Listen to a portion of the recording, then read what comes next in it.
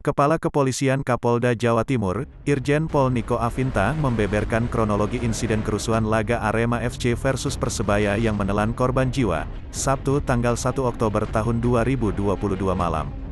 Niko menjelaskan, biang kerusuhan diduga dipicu rasa kekecewaan sejumlah supporter terhadap hasil kekalahan melawan Persebaya dengan skor 3-2. Selama pertandingan tidak ada masalah. Masalah terjadi ketika usai pertandingan. Penonton kecewa melihat tim Arema FC kalah. Apalagi ini sebelumnya Arema FC tidak pernah di kandang sendiri melawan Persebaya dalam beberapa tahun terakhir, ujar Niko saat gelar rilis di Polres Malang pada Minggu tanggal 2 Oktober tahun 2022 dini hari. Niko menambahkan, motif para supporter Arema FC turun ke lapangan juga dengan maksud berusaha mencari pemain dan ofisial Arema FC. Mereka bermaksud menanyakan ke pemain dan ofisial kenapa sampai kalah melawan Arema FC, tuturnya. Teak ingin kejadian kericuhan menjadi runyam. Niko menerangkan jika petugas pengamanan kemudian melakukan upaya-upaya pencegahan dan pengalihan supaya mereka tidak masuk ke lapangan. Salah satunya dengan menembakkan gas air mata. Upaya-upaya pencegahan dilakukan hingga akhirnya dilakukan pelepasan gas air mata. Karena sudah tragis dan sudah mulai menyerang petugas dan merusak mobil, papar Niko.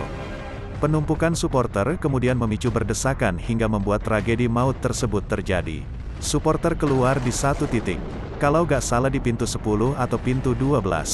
Di saat proses penumpukan itu terjadi berdesakan sesak napas dan kekurangan oksigen. Tim gabungan sudah melakukan upaya penolongan dan evakuasi ke rumah sakit, kata Niko. Peristiwa berdesakannya para supporter ditambah dengan adanya gas air mata harus dibayar mahal. Insiden tersebut membuat 127 nyawa melayang. 2 korban tewas diantaranya anggota Polri.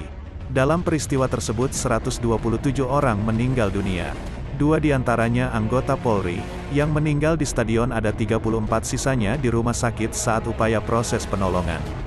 Selain itu, 180 orang masih dalam proses perawatan dilakukan upaya penyembuhan, ungkap Niko. Niko menduga kuat salah satu penyebab jatuhnya korban lantaran kehabisan oksigen akibat berdesakan.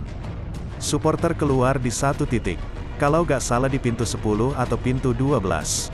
Di saat proses penumpukan itu terjadi berdesakan sesak napas dan kekurangan oksigen.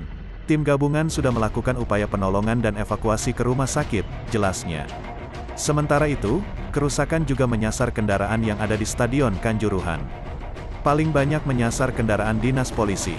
Kendaraan yang rusak diserang berjumlah 13 mobil rusak. 10 diantaranya mobil dinas Polri. Sisanya mobil pribadi, ucap Niko. Menurut Niko, dari 40.000 penonton yang hadir, tidak semuanya anarkis dan kecewa.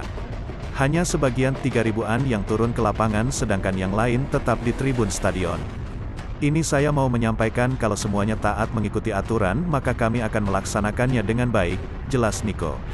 Niko juga meyakini tindakan yang dilakukan petugas termasuk penembakan gas air mata dilakukan karena adanya respon terhadap kelakuan supporter. Semua ini ada sebab akibatnya, kami akan menindaklanjuti dan sekali lagi kami mengucapkan belasungkawa kita akan melakukan langkah-langkah agar tidak terjadi tragedi lagi, tutupnya.